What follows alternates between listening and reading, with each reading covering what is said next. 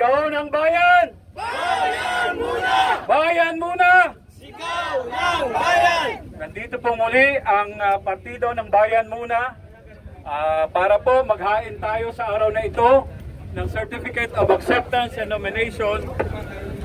Tatakbong muli, babalik sa Kongreso ang Bayan Muna sa 2025! Sa nakaraang 25 taon, naging maningning ang record ng Bayan Muna sa pagtutulak ng mahalagang reforma sa ating mga batas, sa pagtutulak ng mga mamamayan na batas sa loob at labas ng Kongreso.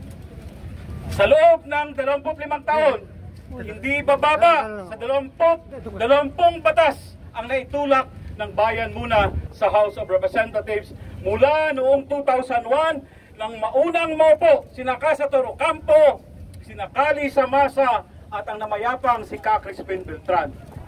Ginangunahan natin halimbawa ang pagpasa ng Public Attorney's Office Act, ang batas kung saan nagbibigay ng malaking pondo sa Public Attorney's Office para magkaroon ng access ang ating mga mamamayan sa korte.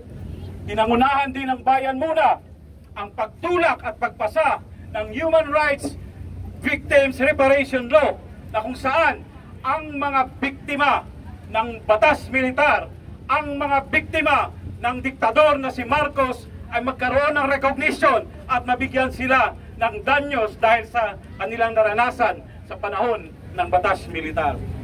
Ano pa ang ibang mga batas? Batas halimbawa katulad ng free tertiary education, nakasama rin ang Bayan Muna sa aktibong nagtutulak nito sa Kongreso.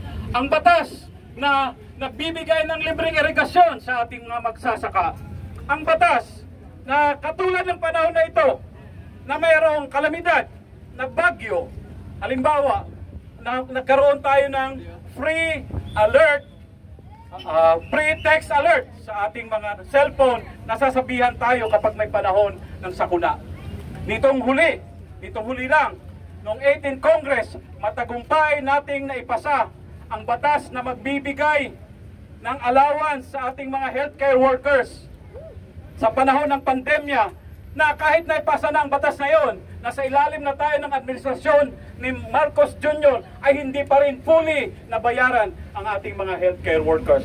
So ito po ang ilan sa mga tuloy-tuloy na advokasya na itutulak pa rin ng Bayan Muna sa darating na eleksyon, sa darating na 20th Congress, at isang mahalaga sa advokasya ng Bayan Muna.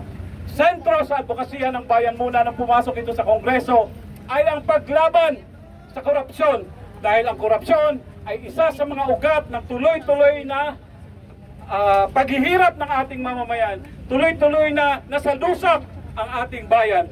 Kaya tuloy-tuloy na ipaglaban ng Bayan Muna.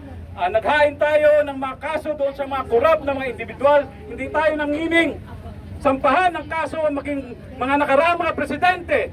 At ngayon, hindi rin tayo mangiming sampahan pa rin ng kaso ang mga kasalukuyang opisyal katulad ni itong nakakulong ngayon, ni Sara, at maging si Presidente Marcos kung meron silang paglabag na gagawin sa ating mga mamamayan.